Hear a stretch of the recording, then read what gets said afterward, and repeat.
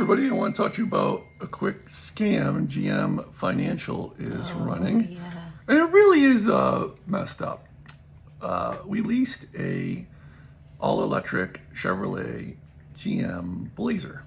And pros and cons. Everybody's like, oh, blah, blah.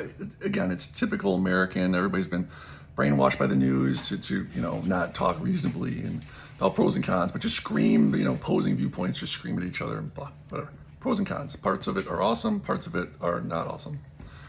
That's not the issue. The issue is the advertisement very clearly, and I read the fine print, said you get a $7,500 tax credit.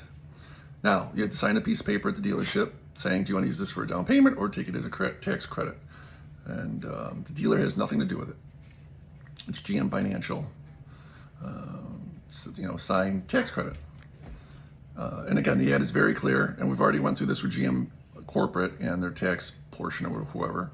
And they admitted all this, but spoiler alert, they said, too bad. So tax time comes, put the VIN number in to get the tax credit, and it says VIN number not valid. Did it twice, not valid. Went to the dealer, they're like, we have nothing to do with that. Called GM Financial. Yeah, we took the tax credit because it's our car, you don't own it, it's a lease. Maybe, fair enough, maybe, but it didn't say that in the ad anywhere in the ad, not in the fine print, anywhere, and they admitted that. So, but then the next question I posed is, well, technically people don't own their cars when they buy them, the bank does. You do not own your car, the bank does, until you pay off every last cent, very last penny. So that's number one. And number two, and even that's kind of a good comparison, but even a better one is like, well, a good point anyway. If you lease the car and then buy it out after the 2 or 3 year lease is up, what do they refund you? What do they do? You know darn well they're going to be like, again.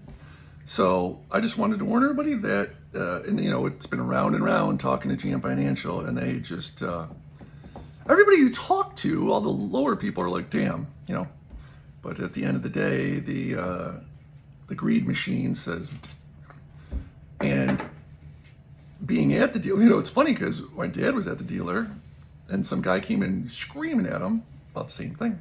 We ran into a couple of people that have said the same thing. So, next step is what? Contact the Attorney General, I guess, because, someone's like, class action lawsuit. Those are garbage.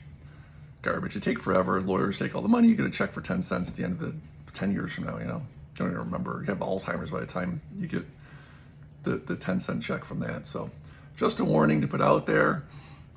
I don't know, how skeezy dealers are, most of them. If you decide to use the $7,500 as a down payment, watch them magically the price go up on the car or something else.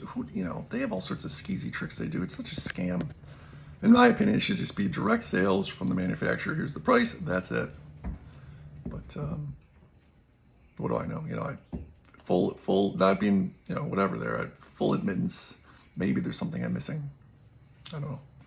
But yeah, that's the scam to look out for. So when you're leasing at least a GM vehicle through GM Financial, be very wary because that's what they've done to us and a couple other people that we've heard from too. Ta-da! Peace out.